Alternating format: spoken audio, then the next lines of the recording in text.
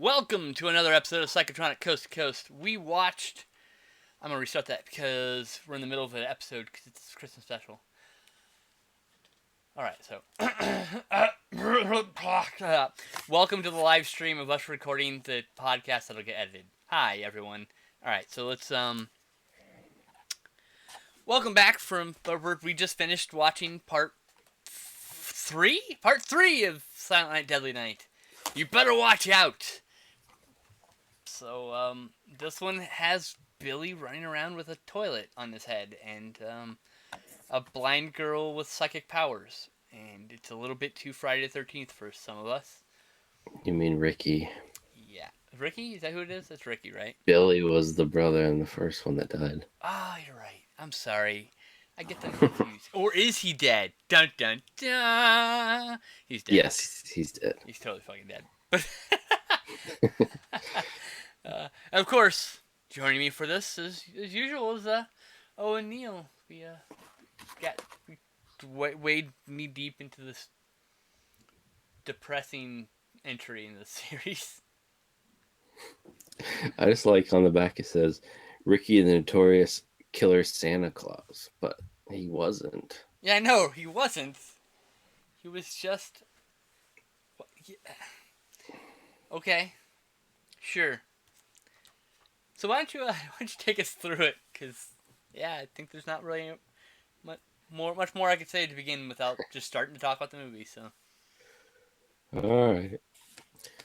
So we've quickly learned that Ricky apparently has been in a coma for 6 years, according to the back of this, and a doctor is doing experiments.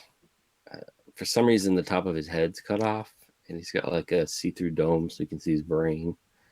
They never really explain why that is. He claims at one point he was shot multiple times and in the head, but he wasn't in the end of part 2. It never happened. We watched the first movie 2 weeks ago. We watched it again last week, basically. It never happened. He was never shot in the head. He shot twice in the chest, and then he gets shotgun blasted in the gut. But, yeah, that's right. That's exactly right, yeah. So I'm just going to assume this doctor is crazy and was doing experiments on him. Like, can we cut his top of his skull off and put this thing on it? He's like, why, doctor? I don't know. I just want to. Reasons. Unless that's how they kept him in a coma. Somehow with all the wires going into it. But whatever. It looked cool, I guess. And, it looked... I mean, look. As ridiculous as the toilet brain is, it's pretty fucking cool. It's got all this liquid sloshing around with all these wires, and there's a little blinking light and a fucking camera, and like, it looks like. I know this isn't how it worked, but it looks like they were trying to make a completely different horror movie and then just attach Silent Night, Deadly Night to it at the last fucking minute. That's what it feels like to me, but that's not actually what happened. Apparently, they wrote a script for this film. Then Monty Hellman, the director of this film, decided he didn't want to direct that movie. And they actually moved that script on to the sequel that we're going to watch next week, which is actually we're going to be watching in the next segment for this podcast when you hear this. And so it was all written for this movie, and somehow it doesn't feel very jointed to the Silent Night, Deadly Night series because it doesn't make any goddamn sense in connection to it. It feels like its own movie, right? It feels like just a random horror movie, a slasher movie, trying to be a Jason ripoff. Am I wrong? I mean... No. Yeah. I mean, other than like a couple Christmas lights and a Christmas tree, it is really zero Christmas in this. Well, I mean, it takes like the first two movies take place on the East Coast somewhere because there's snow. This one takes place in California, in Southern California, not too far from where I grew up in Simi Valley. They're talking about the 127 and the 129, I can't remember which, and the 101, and they're talking about Moore Park Road, and like, I'm like, I fucking drove by all these places, and I drove on the 101. Of course, you live in SoCal, you drove on the 101. It's not like a big accomplishment or anything, but like, They're driving by locations. I'm like, okay, that looks vaguely familiar. It really does look like my old stomping ground. So there's no information on where it was filmed, but I have a sneaking suspicion it was shot in the unincorporated land between Simi Valley and Moore Park in the 80s, because that would have required a sheriff to come and bother you, and they probably wouldn't have been bothered as much for like unlawful filming. Like they wouldn't need permits because it wouldn't be under city ordinance. I mean, they would need permits, but they would be easier to get away with it because they're out in the middle of fucking nowhere. Anyway, sorry, tirade over that. It's kind of weird. Like it's not even set in the same country, the same side of the country. If you really think about it, the United States is huge. So it's not even set in the same country. If you really like, we're bigger than the Europe, right? Like so. Technically, California's a completely different country than Michigan or wherever that movie was made. So they keep doing flashbacks and like there's snow, but there's a fucking Joshua tree in the background in one scene. Like there's no fucking snow in this place. It's really disjointed. Is what I'm trying to get at. Yes. Sorry. So the doctor is doing experiments with Ricky. He has a blind woman who he believes has powers, and she's hooking her up to machines, and she's having dreams where she can see in them, and she's seeing the killer Santa kill the parents and all these different weird visions and people being dead, and she doesn't like it. And she wants to quit the experiments, and she's going to go off and spend the holidays with her grandmother. And there's some scenes where she sees a vision of the shitty receptionist with her neck slit, which does happen. Yep. Yeah. I mean, it happens later. She witnesses, she dreams things, and then Ricky goes out fulfilling her dreams because she can't, because she's blind.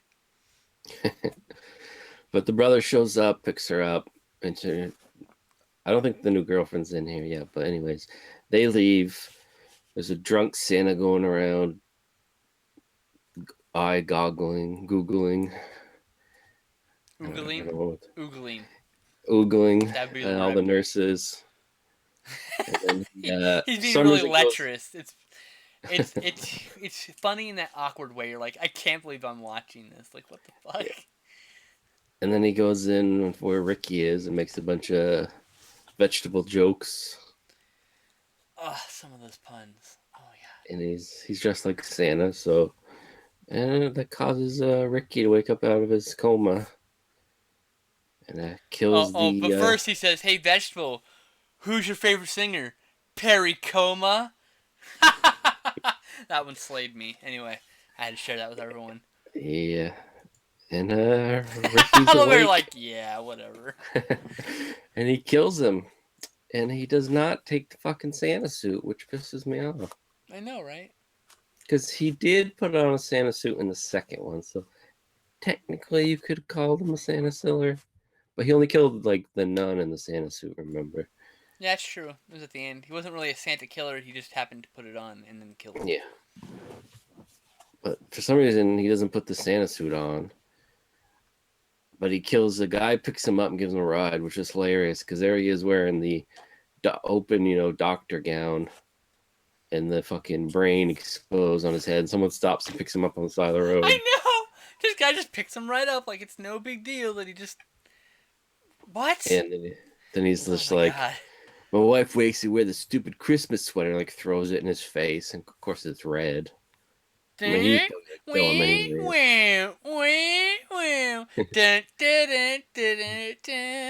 time he sees red, just like last time. But he puts that guy's clothes on that don't fit. Not the fucking Santa suit. I don't know. Like, come on, you got one job. It's Silent Night Deadly Night. The whole point is a Santa suit. Why didn't you fucking wear it? Anyway. So the brother introduced his blind sister to his new girlfriend, and she makes some rude joke about that she's great at blowjobs or something. Something like that. Something along those lines. I don't remember. I remember just shaking my head like, Jesus Christ, man. She clearly doesn't want her brother to be happy. It's like, I'm the only woman in your life. But the brother's like, fuck off. Fack off. F-A-C-K. Fack off. So Ricky's made it to their grandmother's house, the blind girl's grandmother's house, and promptly kills her. We don't see it till later what happens. Most of the kills are off screen. It's the one big flaw this film has. He definitely killed her. Oh, yeah. Murked her. Real good. Yeah, they show up. He also kills the guy at a gas station, too, that had a Santa hat on. For no reason whatsoever. Because it's the season. That's it. Yeah. That's the only reason. It's the season. That's why he has it. Now, we should point out in this one, he's just killing people willy-nilly. In part 2, at first, he was killing people that he saw as naughty until he went on the rampage with the gun. So I have to assume he's just still batshit crazy. Oh, yeah. He's nuts. Because he's just killing people for no reason. Murder, murder, murder, murder, basically. Yeah. But they show up at Grandma's house. Grandma's not there. Blind girl gets pissed off because shit's been moved. I'm not sure why Ricky's moving chairs, but apparently he's moved some chairs and she's not happy about it. She also has a vision of her grandmother being killed, but ignores it. Yeah, she doesn't realize they're real yet, I don't think. I think she still hasn't connected the dots. So she's wandering around the living room, she bumps into the chair that's been moved like a foot to the right. And, a blind person would notice that. That's a nice little touch, considering there are many times in the movie in which she could have added nice little touches, but instead chose to blatantly ignore the fact that she was blind. My one criticism of the film is that she was not super consistent. She's trying, but, script supervisor and director didn't catch her when they needed to. Yeah, and now we're introduced to a cop who is, interviewing everybody, and he's for some reason he ends up teaming up with the doctor, and there's a lot of footage of them driving. It seemed like Ricky got there in like 10 minutes, but they spend most of their film driving to the location. I don't know how he beat them there because they left the fucking place first. That's the logical part about the movie. It doesn't make pack and pick up his girlfriend.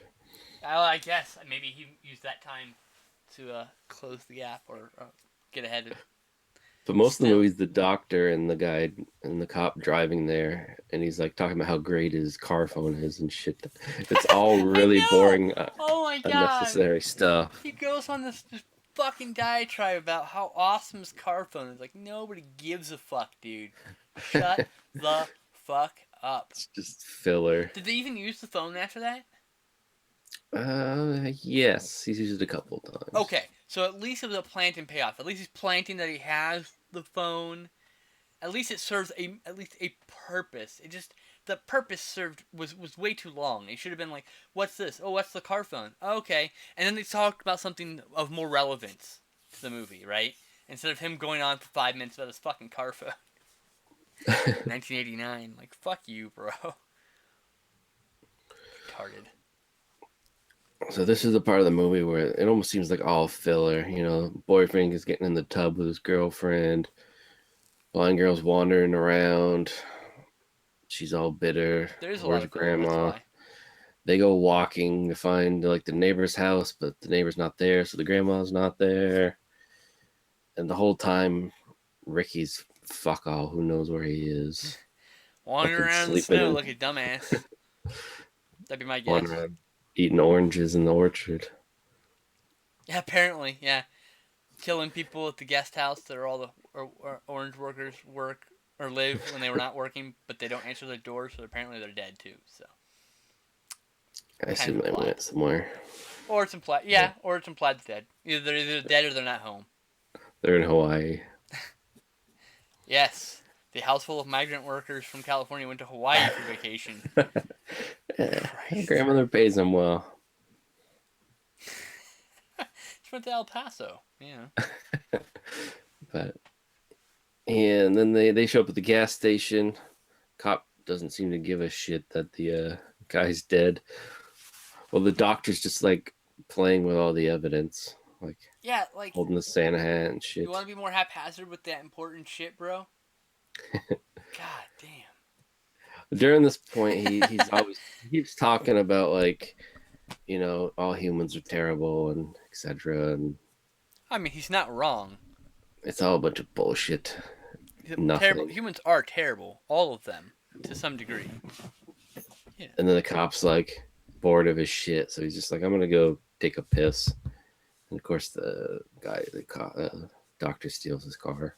Dun, dun, dun. Oh, it's trick in the book. You didn't have your keys on you because you're a fucking idiot. So of course you got your car stolen.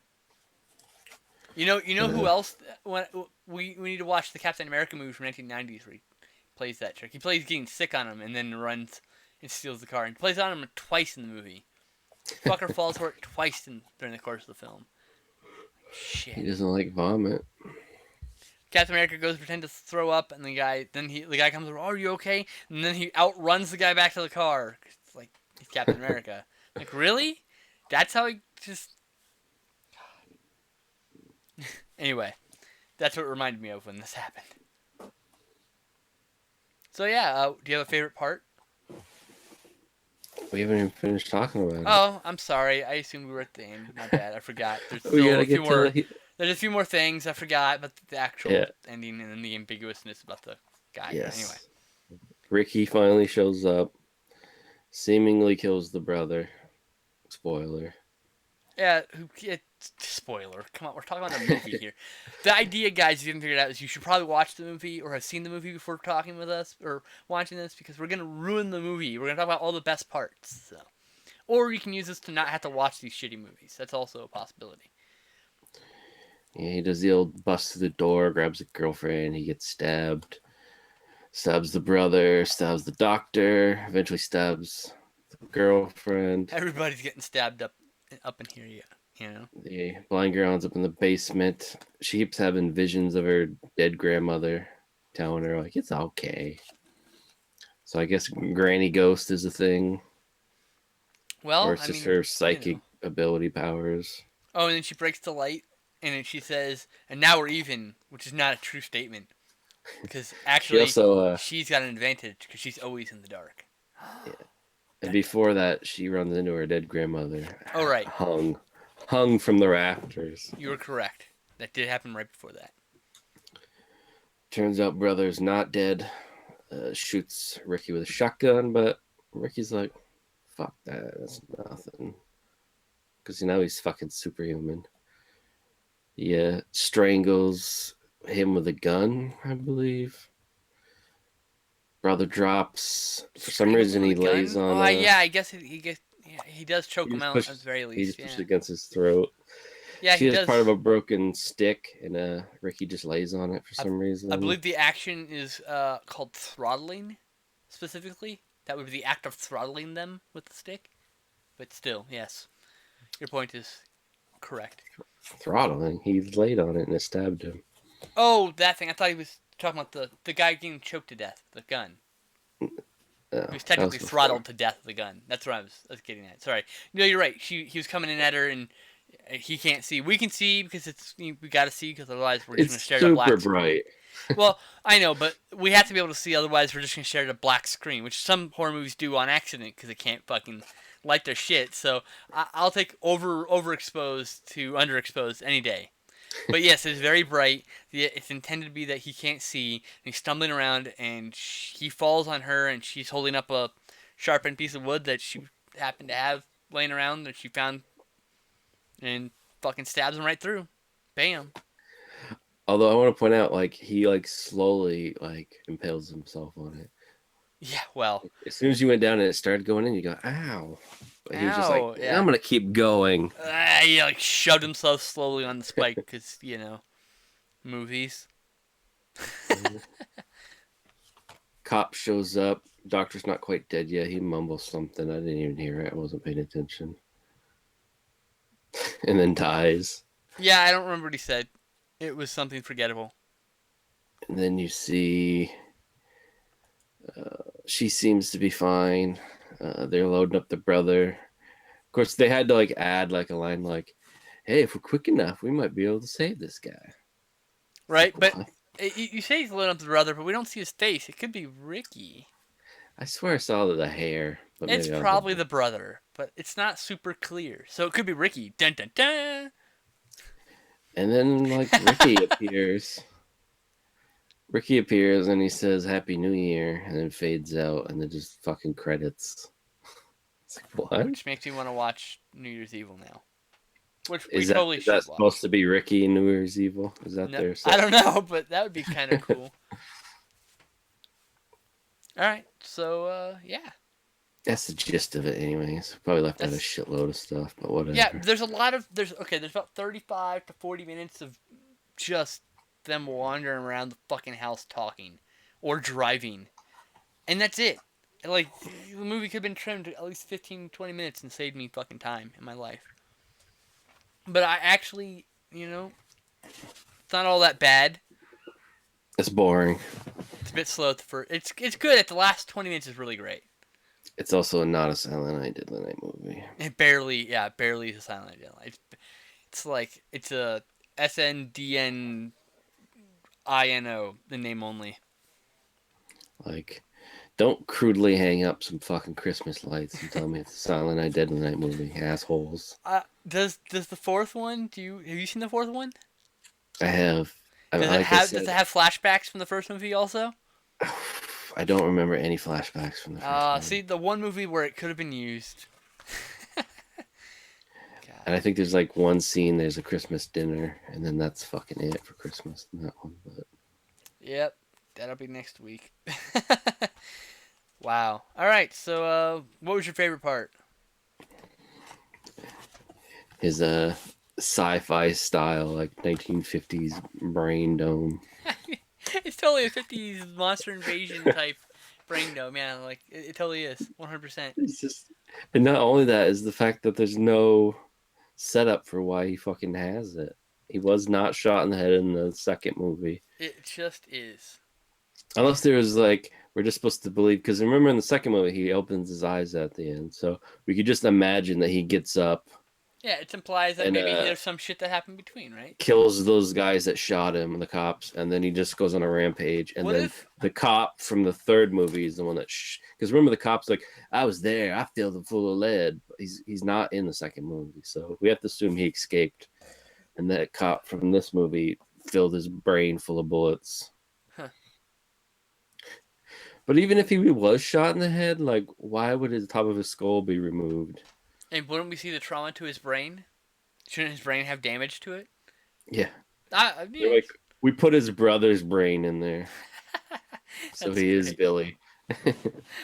My favorite part is when Chris, the poofy-haired boyfriend, the one who might be saved by the end of the movie, he pops in the shotgun and says, "Is it live or is it Memorex?" Which was kind of out of the blue, and I just fucking laughed because it's just a tagline from a commercial, and it made no fucking sense. So, I would also like to note that throughout the movie, they're watching a film called The Terror, it's a Roger Corman film that we should totally watch in this show at some point.